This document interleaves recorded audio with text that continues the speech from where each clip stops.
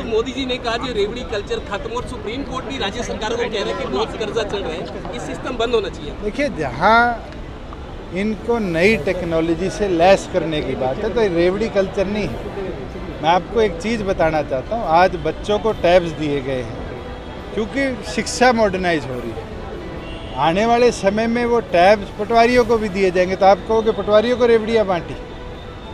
ये तो नंबरदार के जो मूलभूत काम है उसको हम कैसे डिजिटलाइज करें। माल इकट्ठा करना है, आधे नंबरदारों को तो अपना रेवेन्यू स्टेट नहीं पता कि हमें माल कितने एरिया का इकट्ठा करना है, इरिगेशन का रकबा नहीं पता। आने वाले समय में हमारी एफिशिएंसी बढ़ेगी, ये फ्री भी नहीं है पहली चीज़। दूसरी चीज़ है कि हाँ 18 की योजना थी, मगर कोविड के 2 साल में बहुत सी योजनाओं को दुरुस्ता के साथ हमने फील्ड तक उतारा है। फाइनेंशियल क्राइसिस भी रहे और मजबूरियाँ भी रही, मगर देश में ई-रुपए के इस्तेमाल का पहला कदम है। और मैं बधाई देता हूँ केंद्र सरकार को, जिनने इतनी एफिशिएंसी सॉफ्टवेयर डेवलपमेंट में दिखाई कि अगर कोई चीज़ 5 रुपये महंगी दी जाएगी तो आदमी अपनी जेब से भी ऐड कर सकता है, और सस्ती दी जाएगी तो सरकार का पैसा वेस्ट नहीं होगा, बैंक सारा पैसा सरकार के खाते में वापस करेगा।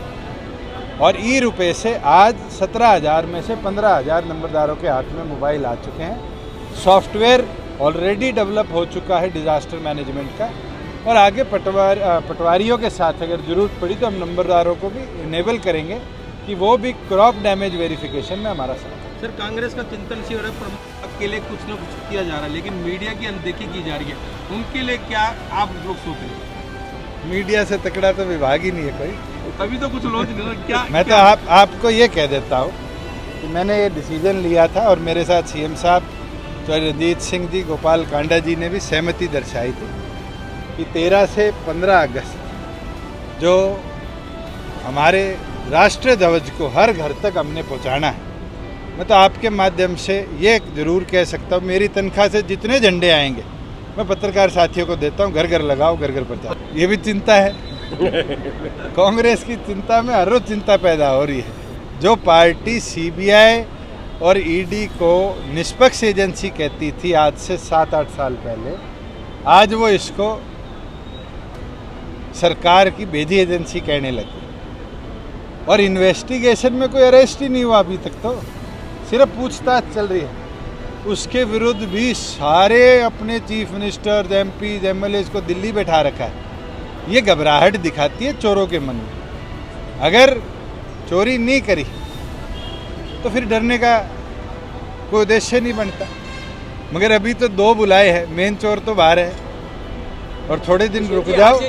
इस पूरे मामले का एसोसिएट जनरल लिमिटेड का जो मास्टरमाइंड है उसको जिस दिन बुलाएंगे तो आपको असर हरियाणा में हर पार्टी का कार्यकर्ता पार्टी संगठन को और नेतृत्व को बढ़ाने की इच्छा रखता है।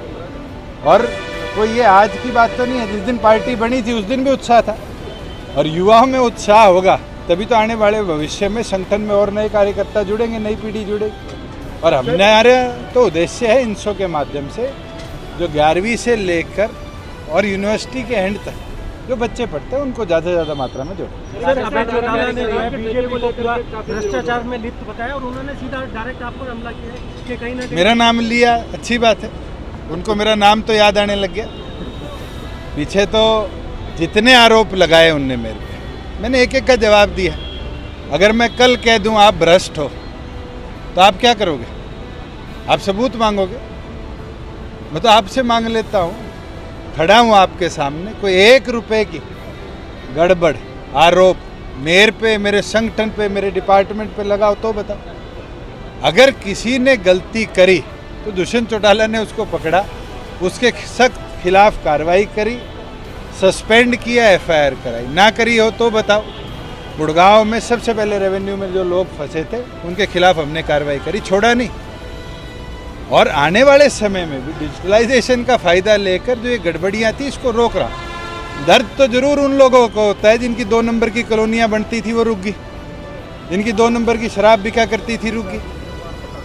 और आज के दिन ये प्रोविज़न हरियाणा को छोड़ के किसी स्टेट में नहीं है कि अगर कोई 2 नंबर की शराब बेचता हुआ पकड़ा गया है तो जिस डिस्टिलरी या बॉटलिंग प्लांट से वो शराब निकली है उसके मालिक तक के ऊपर 120B में FIR होती है।